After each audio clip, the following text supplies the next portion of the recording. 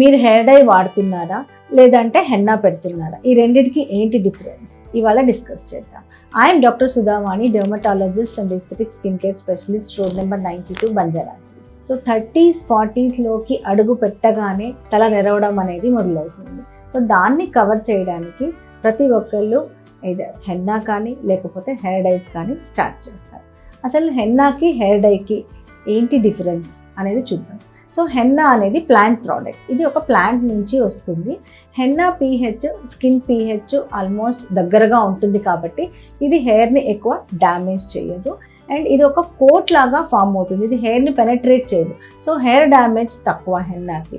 కాకపోతే ఎక్కువసార్లు హెన్నా పెట్టడం వల్ల కొంచెం హెయిర్ డ్రై అయ్యే ఛాన్సెస్ ఉంటుంది. ఇది పెనట్రేట్ అవ్వదు, కానీ పైన హెయిర్ పైన ఒక కోట్ లాగా ఫామ్ చేస్తుంది. బట్ మనకు కావాల్సిన dark colour or brown or black colour అనేది హెన్నాతో రాదు. తర్వాత హెయిర్ డై విషయానికి వస్తే ఇది కెమికల్. దీంట్లో PPD అని ఉంటుంది. సో ఈ PPD శాతంని బట్టి కలర్ అనేది వస్తుంది. PPD అనేది హెయిర్ని పెనట్రేట్ చేసి హెయిర్ లోపల డిపాజిట్ అవుతుంది. సో దీనివల్ల కొంచెం హెయిర్ డెఫినెట్గా డ్యామేజ్ అవుతుంది, హెయిర్ ఫాల్ కూడా ఉంటుంది. బట్ PPDతో డిజైర్డ్ కలర్ వస్తుంది కాబట్టి అందరూ హెయిర్ డై స్టార్ట్ చేస్తారు.